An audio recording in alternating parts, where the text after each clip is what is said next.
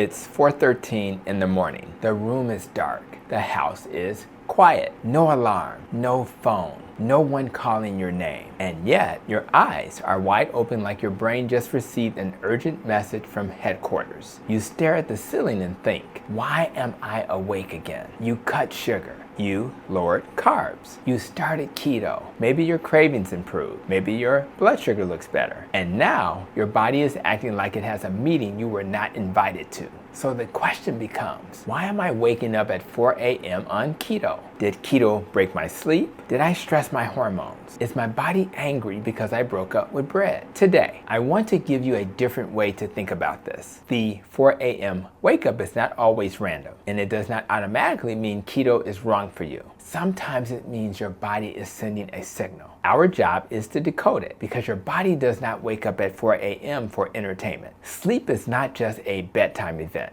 Sleep is a metabolic event. Your ability to stay asleep depends on blood sugar, stress hormones, electrolytes, digestion, caffeine, hormones, and nervous system safety. A cold room can help, but if your body thinks there is a fuel emergency at 4 a.m., lavender is not winning that fight. The first reason is blood sugar instability. When you lower carbohydrates, your body has to shift from depending on glucose to becoming better at using fat and ketones. For some people, that transition is smooth. For others, especially people with insulin resistance, pre-diabetes, diabetes, high stress, or years of snacking, the body may need time. During the night, blood sugar may drop lower than your body is used to. It may simply be lower than your personal normal. This is called relative hypoglycemia. Your blood sugar may be technically okay, but your brain is used to a higher glucose neighborhood. So when glucose comes down, your brain says, excuse me, why are we suddenly living on a budget? Then the body releases cortisol, adrenaline, and glucagon. These hormones help raise blood sugar, but they can also wake you up. That is why some people wake up wired, anxious, sweaty, hungry, or with a pounding heart. That does not mean they are weak. It means the body is trying to protect them.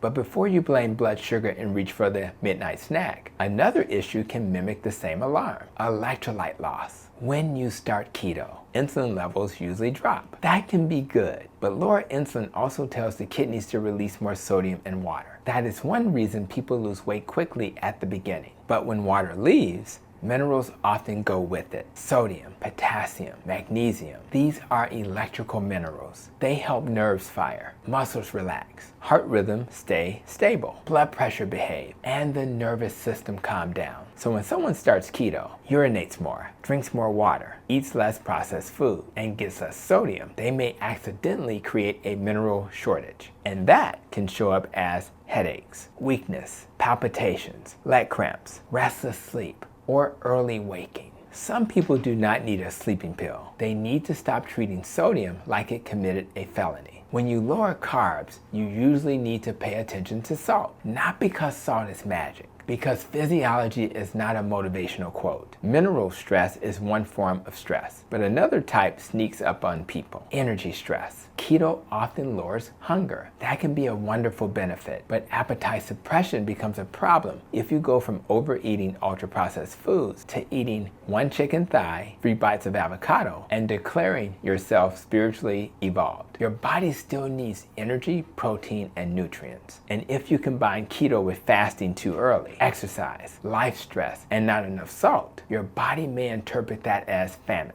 And when the body senses low energy availability, it may raise stress hormones. That can wake you up. So do not turn keto into accidental starvation with better branding. In the beginning, eat real food until satisfied. Get enough protein. Use fat appropriately for satiety. If you wake up hungry, shaky, wired, or restless, your body may be saying, this is not enough. Now, if this root cause explanation is helpful, like this video, subscribe to the channel, and comment where you're watching from. Because on this channel, we do not just ask what knocks out the symptom. We ask, why is the body creating the symptom in the first place? The next issue is cortisol timing. Cortisol helps you wake up, respond to stress, regulate blood pressure, and maintain blood sugar. The problem is timing. Cortisol should rise in the morning and gradually calm down later in the day. But if your body is underfed, undersalted, over-caffeinated, overtrained, underslept, or adapting too aggressively, cortisol can show up at the wrong time. It is like hiring a security guard who keeps turning on the lights at 4 a.m. yelling, "Everybody up, I heard a noise." The real issue may be total stress load, new diet, less food, less sodium, more fasting, more exercise, more coffee, more life stress, and less sleep. This is not a lifestyle plan. It's more like a hostage negotiation. Sometimes your body is not asking you to quit keto. It is asking you to slow down. Now let's talk about caffeine. Many people on keto drink coffee while fasting, add butter or cream, or use coffee as breakfast. Lunch,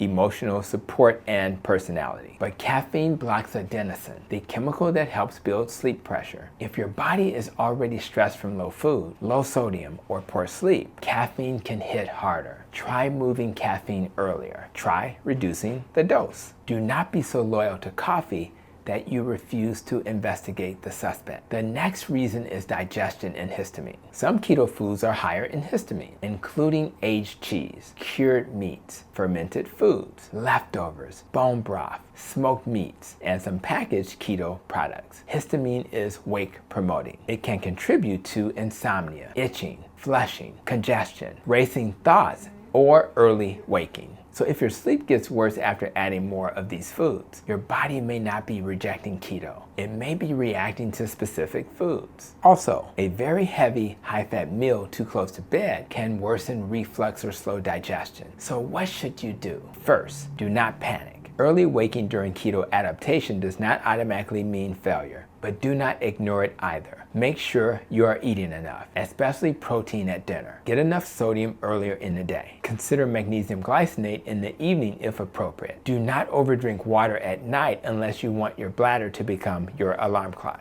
Pause aggressive fasting until sleep stabilizes. Move caffeine earlier. Pay attention to high histamine foods. Track the pattern. Do you wake up hungry, hot, sweaty, anxious, with palpitations, reflux, or needing to urinate? Those details help decode the signal. If you have severe symptoms, persistent palpitations, chest pain, significant night sweats, uncontrolled diabetes, thyroid symptoms, sleep apnea symptoms, or medications that affect glucose or blood pressure, talk to your clinician. Keto changes physiology. That can be powerful, but powerful tools deserve thoughtful monitoring. The goal is not to suffer your way into ketosis. The goal is metabolic healing, better blood sugar, better insulin, better energy, better hunger control, and yes, better sleep. So if keto has been waking you up at 4 a.m., do not just ask, what supplement can knock me out? Ask a better question. What is my body trying to tell me? Maybe it needs more salt, more food, less fasting, less caffeine, better meal timing, fewer high histamine foods, or a slower transition. Your body is not broken. It may just be sending you an inconvenient message before sunrise. And once you understand the message, you can stop fighting your body and start working with it. Comment below. Have you ever had the 4 a.m. keto wake up? What helped you sleep again? Was it salt, magnesium, eating more, less fasting, cutting caffeine, changing meal timing, or something else? And if you want to continue to improve your metabolic health, consider checking out the video right here on the screen, or subscribe to my channel here. Thank you for coming to my channel, and I'll see you in the next one.